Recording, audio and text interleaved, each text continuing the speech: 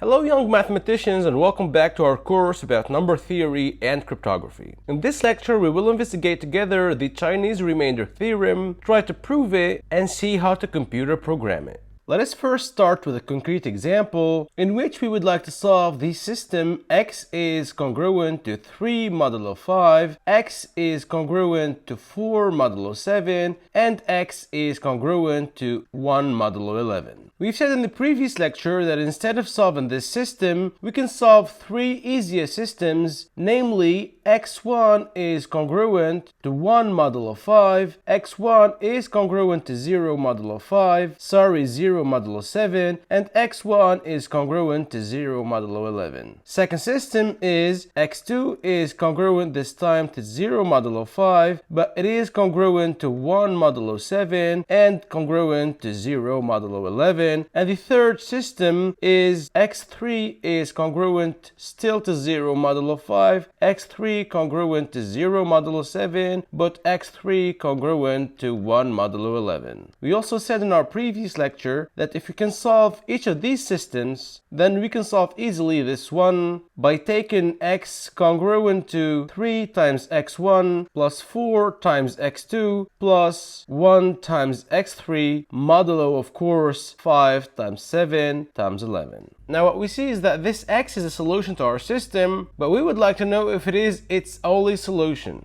And this is what the Chinese remainder theorem says. It says that this algorithm gives a solution and that it is the only one, modulo 5 times 7 times 11. I'll leave it to you to solve the system like we did before, and what we're going to do now is to solve it in the more general case to see how things work. Now, the Chinese remainder theorem says that if we have the system x is congruent to a1 modulo m1, and if it is congruent to a2 modulo an integer m2, etc., until we get x is congruent to an modulo mn, and if moreover the GCD of mi and mj for I different from j is equal to 1, meaning actually that m1 and m2, for instance, do not share any common divisor different from 1, m2 and m5 do not share any common divisor, etc. Then this system has a unique solution, x congruent to a modulo m1 times m2 until we get to mn. Now it is all about how to find such an A. We've seen together an algorithm that worked for certain systems, and we will see here in the general proof why it works when the GCD of mi and mj for every I different from j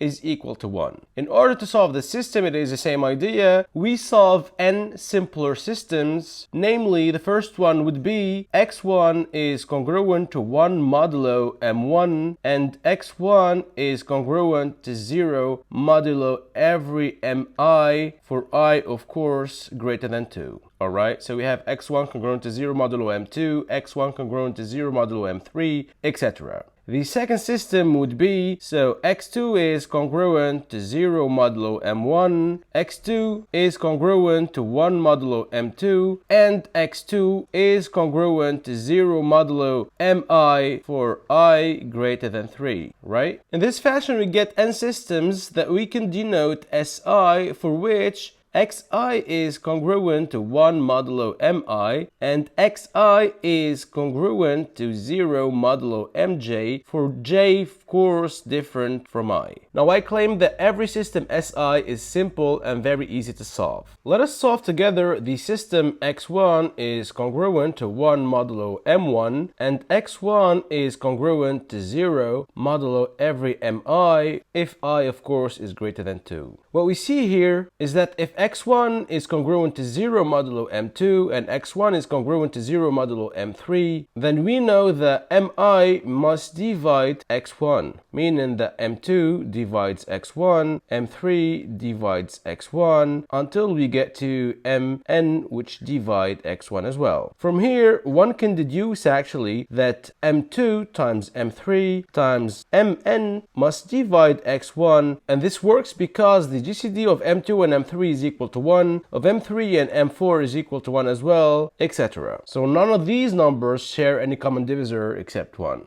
Alright? Now, if you do note this number here, m1, one gets that x1 is of the form x1 is equal to m1 times a certain integer k1. And if we plug this back here, we get that x1, meaning m1 k1, is congruent to 1 modulo m1. Now, all we have to do is to find a k1 such that m1 times k1 is congruent to 1 modulo m1. But the question is, does there exist always a k1 such that m1 times k1 is congruent to 1 modulo m1? In fact, yes, and this is because capital M1 is invertible modulo m1 because the GCD of capital M1 and m1 is equal to 1. Do you remember this fact? We saw this in a previous lecture about how to solve equations of the form ax is congruent to b modulo a certain integer n. Apply the criteria here and you'll find that m1 is all the time invertible modulo m1. And to find the inverse of capital M1, all we have to apply is the extended Euclidean algorithm. So we know that this is solvable modulo m1, and hence all the system is solvable too. In the same fashion, actually, every other system Si of the form xi is congruent to 1 modulo mi, and xi is congruent to 0 modulo mj, for j of course different from I, we can find easily a solution. And this is because if we denote mi the product of m1 times m2 times mi minus 1 times mi plus 1 until we get to mn, here of course I removed small mi here, then we know that xi is of the form mi times a certain integer ki, and to solve all of the system we will have to solve the last congruence, meaning that mi ki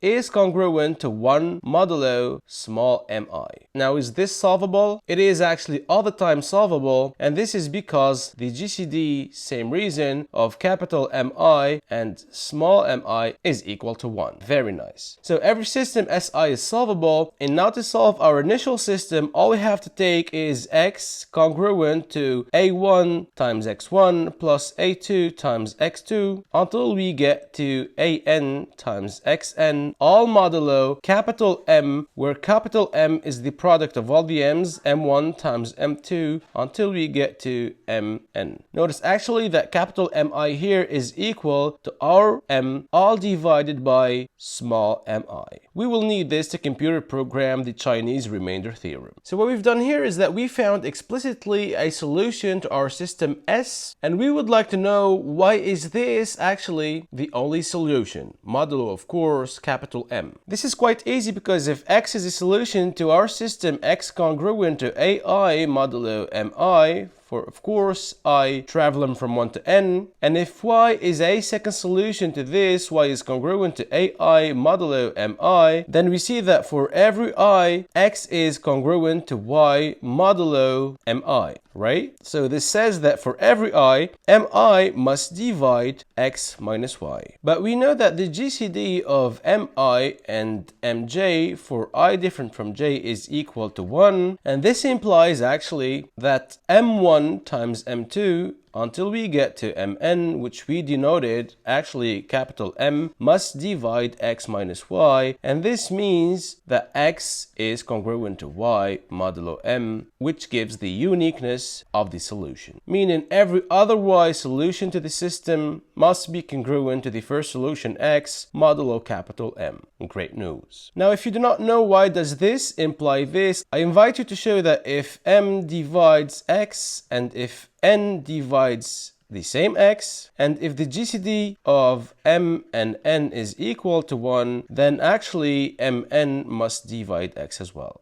Let us now move on to computer programming the Chinese remainder theorem on Python. The first algorithm that you see here solves ax is congruent to 1 modulo a certain integer that I denoted mod, and actually it is the Euclidean extended algorithm that we've seen previously. Here of course I have to give it that the GCD of a and mod is equal to 1 to guarantee that it works, right? And to guarantee that this equation has a solution. Now let us move on to the main program, which will give us a solution to our Chinese system. First of all, I give to my function a list of the a's and the list of the moduli. meaning m1, m2, until we get to mn. Here, n is the length of our first list or our second list, because they have the same length, and meaning the number of equations that we have to solve. The modulus here is equal to 1, in which we will compute capital M, which is equal to m1 times m2 until we get to mn. Actually, we compute this here in this for loop, in which we get to every item in the list LST mod and multiply all of them together. Right? Now we create here the list of the mi, which is equal to the modulus all divided by small mi. And this is what we see here, the modulus, which is the product of all of them, all divided by mi each time. Now we get into this for loop, in which we first compute the inverse of mi here, modulo small mi, meaning that we will solve mi, x is congruent to 1 modulo mi here, and this of course using our Euclidean extended algorithm. Once this is done, all we have to do here is to get the solution, which I initialize with 0 of course, and our solution is just the sum that we've seen together of a1 x1 plus a2 x2 etc. all modulo of course. What we return here is the solution here, x modulo the modulus, meaning capital M. I of course suggest you computer program this by yourself to understand all the details, and let us now go together on Python to see if things work very well for us. Now, to see if things work very well with our algorithm, we will try to solve x is congruent to 3 modulo 5 and x is congruent to 2 modulo 7, which, let me remind you, we solved together in the previous lecture and found that the solution is x is congruent to 23 modulo 5 times 7, meaning 23 modulo 35. Now, the second system that we will solve together is x is congruent to 2 modulo 3, x is congruent to 4 modulo 5, and x is congruent to 6 modulo 7. Notice actually that we can solve this with a tricky way without using the Chinese remainder theorem, by seeing that this system is equivalent to the system x is congruent to minus 1 modulo 3, x is congruent to minus 1 modulo 5, and x is congruent to minus 1 modulo 7. This means that the solution x, our system here, must be congruent to minus 1 modulo 3 times 5 times 7, which gives actually minus 1 modulo 105, and this is the same thing as 104 modulo 105. You can check by yourself that 104 is actually a solution to this, meaning it is congruent to 2 modulo 3, which is the case because 102 is divisible by 3. It is also congruent to 4 modulo 5, and this is obvious, and check as well that it is congruent to 6 modulo 7. So let us start on Python with this system and then try to solve this one, and if you get 23 and 104, this will mean that our algorithm works very well. Off we go. So the first system is 3 modulo 5 and 2 modulo 7, meaning that we will call our function Chinese with the list here of the a's, and the list of the a's is 3 and 2, and the list of the moduli is 5 and 7, right? Now, let me remind you that we should find 23 as a solution. Does this really work? 23, bingo. So let us now try our algorithm on the second system, and Chinese of the list of the a's is 2 and 4 modulo 5 and 6 modulo 7, and the list of the moduli is 3, 5 and 7, right? And let me remind you again that we expect 104 as a solution. Re-bingo. Of course, I will not repeat this enough. You have to computer program this by yourself to understand all the details and all the difficulties, and then try it on some systems that you first solve by hand. Our exciting lecture ends here, and we will investigate together in future lectures more about number theory and its applications to cryptography. Thank you for listening.